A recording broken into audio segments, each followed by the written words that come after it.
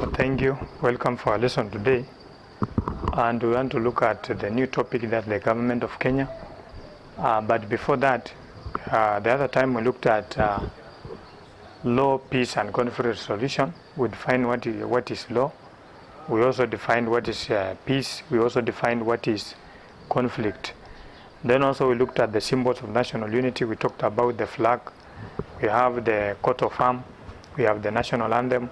Then we have also what we call the national flag. We also looked at the factors that promote national unity. That is the Constitution of Kenya with the Supreme Law of Kenya. We have also the national language, the education system in Kenya. Then we have the others. We also looked at the some of the factors that promote peace and also importance of peace. We also looked at the factors that undermine peace in the country, like nepotism, we have tribalism, then unequal distribution of national resources, and so on. So today, we want to look at the government of Kenya. Then we are going to start like this, that the government of Kenya, the government in Kenya, it starts after general election. General election takes place, and then the registered political parties, they nominate their members who want to represent them in the national election day. Then also some may stand up as independent candidates. They don't have political parties. So after now the majority seats, the party that forms majority seat in the parliament, it forms the government. Then the other parties become what we call the opposition parties. Then after that, the president appoints some official members of the government, like you have Attorney General, the Chief Justice, DPP, the Director of Public Prosecution, then other members, the ambassadors in the country, then they form the government. After that, the government is sworn in by the Chief Justice. So that's what you're talking about. But before the election day, we are saying the government, the political candidate nominates or appoints the running mate. According to the Constitution, when the president is elected, like you remember Uhuru Kenyatta appointed Honorable that is William Ruto, who became automatic the deputy president of the Republic of Kenya. And then also we are saying the president should get 25% of the votes from the half counties of Kenya. That is around 24 counties because we have 47 counties in the Kenya. So after that they form the government, and then the government starts operating now. So remember that. Now, that's how the government is established. So we want to look at the government of Kenya. And when we talk about the government of Kenya, we are looking at what is a government. It's a system of administration that rules over people. That's what you call the government. In any country, so we have governments that will rule over people. Any country has the government, can be a republic, like Kenya, where we have elected president, can be a monarch, like Swaziland, where it's ruled by a king. That is a kingdom, and so on. But we are looking at Kenya. Now, we have two levels of government in Kenya, or two types of government in Kenya. We have what we call the national government, or central government. Then number two, we have what we call the county government. We also call it devolved government. This one was established by the new constitution in 2010. So the county government is there. We have 47 counties in Kenya. This government on its own, though it depends on the national government. They work together in coordination. So the president of the county government, that's the governor. That's what you're talking about. So these are two levels of government in Kenya. Now, our main focus here will be on the national government. National government, we have said it's also called central government. Then we are saying that it has three arms. So we have three branches of the government. That is number one, we have the legislature. Another name of legislature is also called the parliament. And then we have the executive. Executive is also another arm of the government. And then we have judiciary. Judiciary is also another arm of the government. So we shall look at it one by one.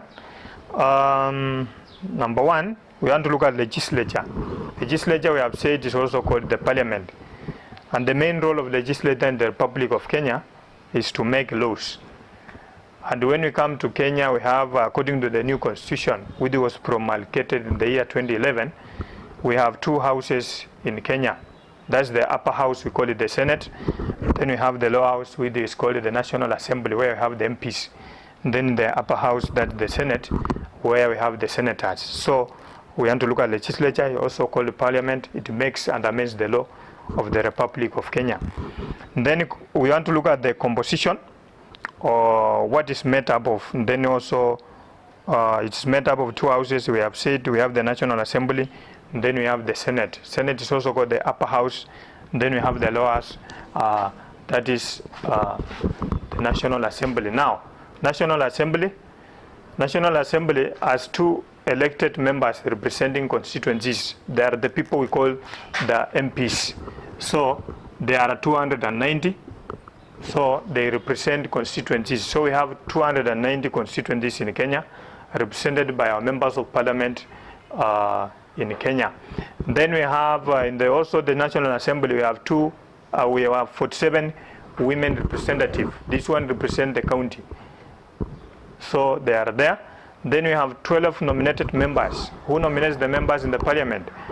The political parties. Before election, we go to what we call nomination. Every political party hold what we call the nomination.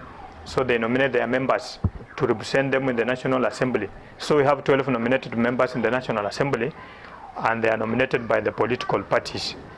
Then we have the Speaker, who is an ex-officio member of Parliament.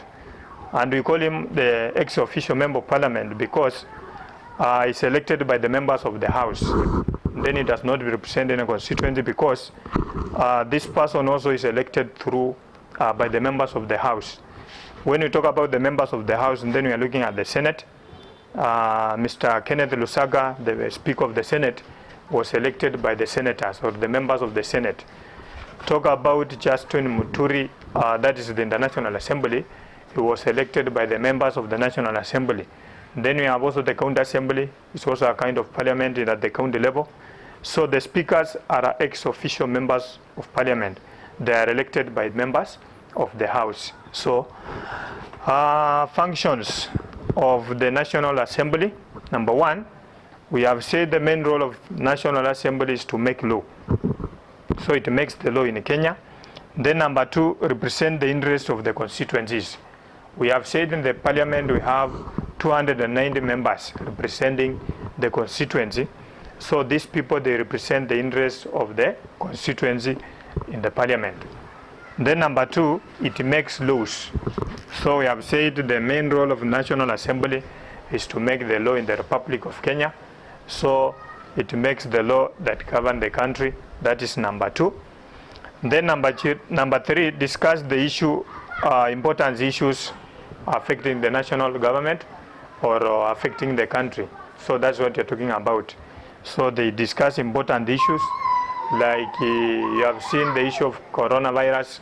So the parliament had some sittings discussing the issue, how to help the population, and so on. That's what you are talking about. So that is what you are saying. Then we have another one, approves the national, and then discuss or debate the national policies. Policy are laws. We call them bills. So like right now we have something ongoing, what we call the BBI. So at the end of the day, they either take this to the parliament to be discussed, then after that the president may sign to become a law, or is taken to be through referendum. So that's what you're talking about. This National Assembly discuss the policies or the government plans, how to be implemented and so on. That's what you call policy or debate. Then we have approves national budget. We have talked about the financial year, where the members of parliament approve the national budget to different counties and so on. So maybe we have talked about the allocation of funds to the counties. It must be approved by the National Assembly so that those counties can get that what we call a budget allocation. Then they do also what you call the vote of no confidence. Vote of no confidence is also called, allow me to wrap this.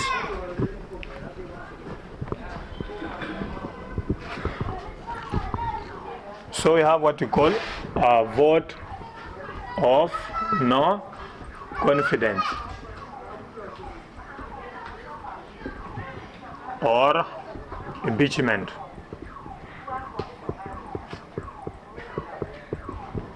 Vote of no confidence is where you find that we have said that the Constitution of Kenya is the supreme law of Kenya. So in case maybe the president have violated the law or the deputy president, they do what you call the vote of no confidence, and the quorum should be 2/3. So 2/3 of the members of the House, if they vote against the president, then the president will have to move out of the office. That's what you call the vote of no confidence. So the National Assembly has the power to debate on the removal of the president from the office in the case of violation of the law by the president. So that's what you call the vote of no confidence. Then they question tenders, how tenders have been allocated in the country. And we don't talk about tenders, and then we are looking at how some equipments in the country have been given out. Maybe we are talking about road construction, maybe have been given those tenders to some people, and so on. So the government or the parliament may question, may want to know how these tenders have been allocated to ensure that the national region benefit at all. Then it questions the government officer workers. For example, let us talk about maybe our Honorable Mr. Matiang'i is the Minister for Internal Security. Let us say maybe people are being killed in the country without anything. So Matiang'i can appear maybe before the parliament to answer the questions, why are people being killed by the police? That's what you're talking about. So the government officers who use the work are questionable. Then they will appear before the parliament to answer some questions to the parliament. So that's what you're talking about. Then they select committee to investigate matters of national interest. For example, remember some people died in Solai Dam where the dam was overflown, then it killed very many people. So some members were put in place. Committee was selected to carry out investigation what happened. So they select committee of members in the parliament to investigate something on the ground within the country. Then also they establish universities and parastatals. Parastatals are government properties, can be land or even buildings or companies. That's what we call the parastatals. Then we have the universities under the Act of Parliament. So they can come up with a law to establish a given university in the country. Then also establishment of parastatals.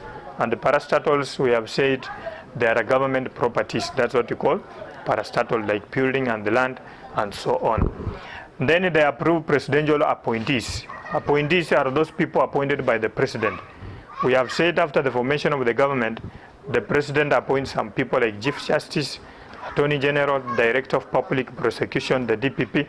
Then we have the ambassadors and so many people in the country who work in the government. So after these people have been appointed, then they will appear before the parliament meeting.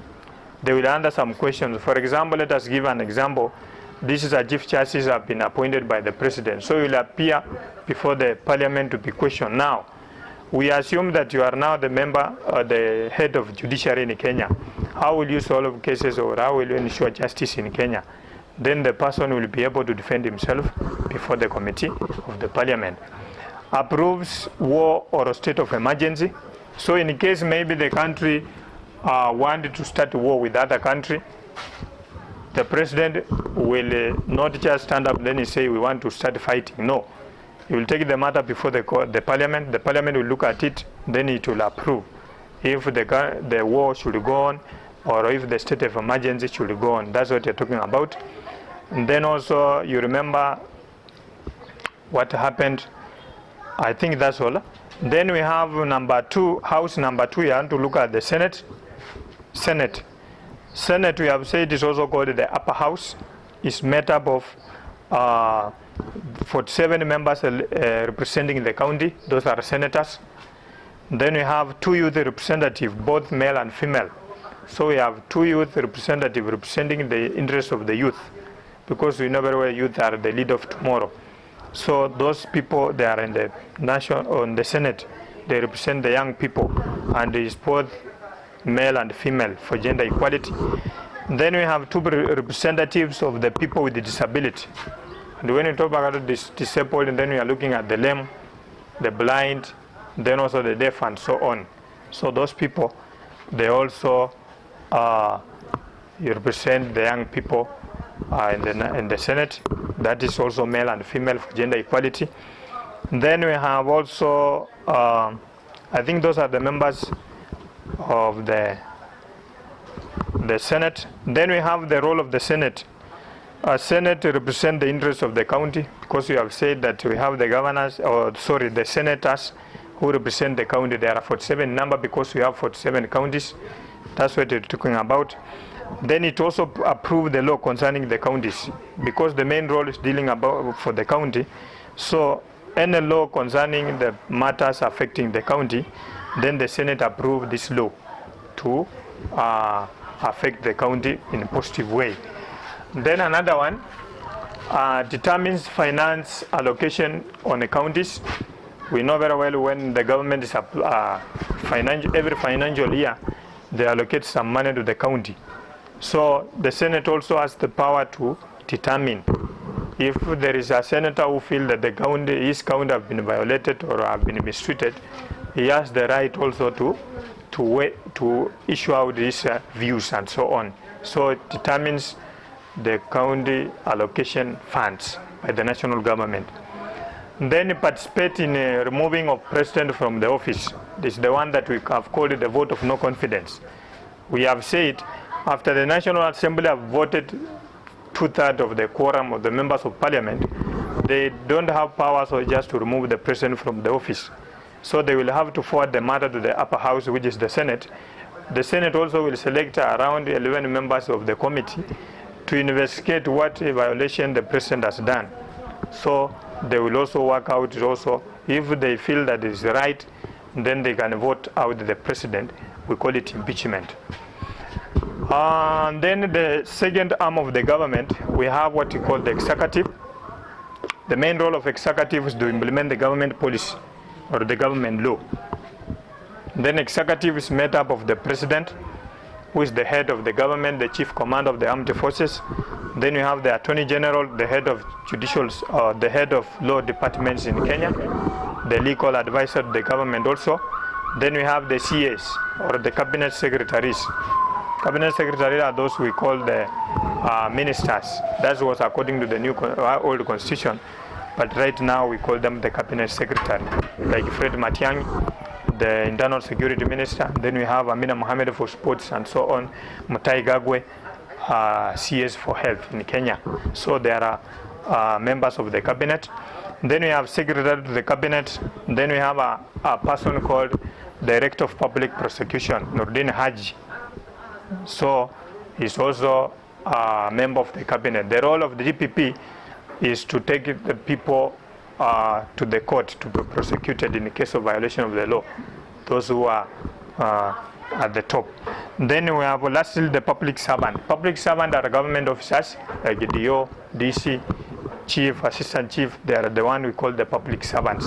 So they are under what you call the executive.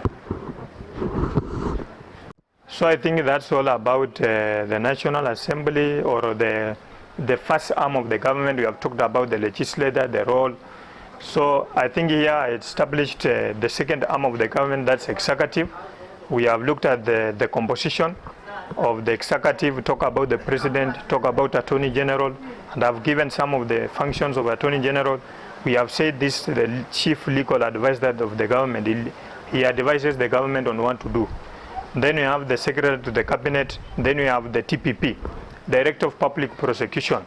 I think this one was established by the new constitution. So this one has the power to take the people to the court to be prosecuted in the case of violation of the law. You have seen some places maybe the police violate their law, the law.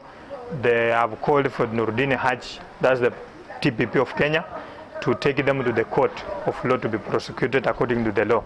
Then lastly, we have said we have the public servant, who are the government officers. So remember that. I think next time we shall look at the powers of the President of the Republic of Kenya. Thank you.